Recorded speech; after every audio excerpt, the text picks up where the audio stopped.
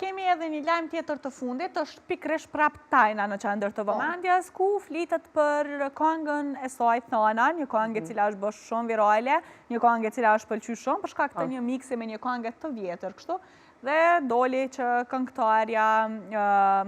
tha që Tajna ka pagu vetëm 250 euro për me marrë këtë këngë, mirë po që pastaj me njëherë produksioni i Tajnës edhe reagun. Se di, një pagesë shumë minimale dhe po besoj që për një artiste si Tajna dhe për pjesën e tekstit që e ka marrë rishdosh me pagu ma shumë. Drejtat autoriale i ka marrë komplet për një version tjetër, për një këngëtare nga Shqipëria nuk për mboj mend saktësisht emrin, edhe që më pagu veç 250 euro për qatë pjesën e tekstit, të pas parasysh bujen e madhe që e ka bo në publik, ke pak e vogël, shumë e vogël. Por që tani doli edhe shifra 1.000 euro. Shumë se 1.000 euro i ka marrë kompozitori, kështu që po i bie që kjo nuk ka të bëj me këngëtaren, është marrë vesh në mes kompozitorit edhe këngëtarës cilën e ka këndu këngën. Unë pak ishe si një lloj diçka jo shumë e mirë sa i përket këngëtarës, bash këngëtarës të cilën e ka kompozuar ti themi këngën Tajna, ku ajo doli në një intervistë e tha jam pagu 250 euro, ndërsa nëse veç e ka ditë influencën e Tajnës, edhe e ka pa mënyrën se si Tajna tashmë kohë të fundit, para kësaj këngë kemi pas një këngë që ka qenë bujë në gjithë botën si ai, para Thanës, edhe që është diskutuar mjaft shumë, nëse veç vetë këngëtarja e ka pa këtë këngën e Tajnës para kësaj, po mendoj që është dashur të mendoj që të paguhet më shtrejt. Para se të vjetë diskutime të flitet në një prej emisioneve ku e ka folë që ka thonë jam paguar shumë më lirë, unë mendoj që këtu nuk ka të bëj me Tajnën. Është një shifër shumë e ullët, 250 euro. Është e ullët, por që mbi gjitha është me pajtimin e këngëtarës. Ama kjo këngë ka qenë nume 50 vite me herët. 50 vite ma herët është të publikume, që t'jem parasysh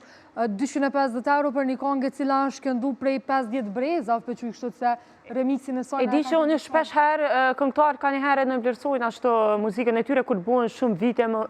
herët e cila është shfaq, dhe mendoj që nuk mund ta ketë atë influencën e njëjtë. Po një artiste si Tajna, edhe nëse e merë themi një këngë që ka 100 vite më herët si që shfaq, e bën ato atë vetën edhe shfaq në mënyrë më të mirë dhe më të duhur që mund dëgju në gjithë botën. Na e dim se sa është dëgju edhe sa klikime ka kjo këngë në YouTube. Por që në momenti që veç ka publikuar menaxheria e Tajnës e ka publikuar këtë faturën, ku tregon se 1.000 euro ka marrë kompozitori i këngës, edhe 200 euro e ka marrë vetë artista cila e ka këndu, tu po i bie që kanë qenë diskutime brenda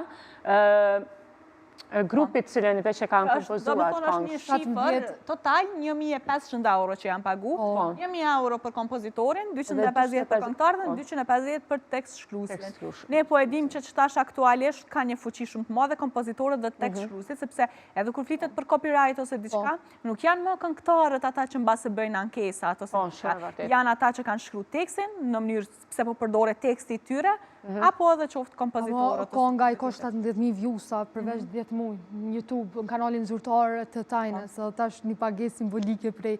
1.000 ose 250 euro është tepër e vogël. Për mendimin tam, prapë se prapë qëndroj të pjesa që është dosh mu pagu ma shumë,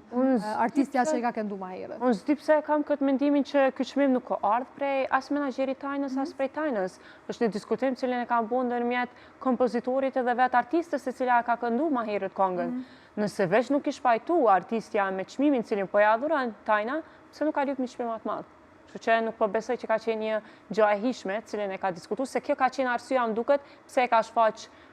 menaxheria Tajnës faturën, që është një bashkëpunim ndërmjet dy palëve, të cilat janë pajtu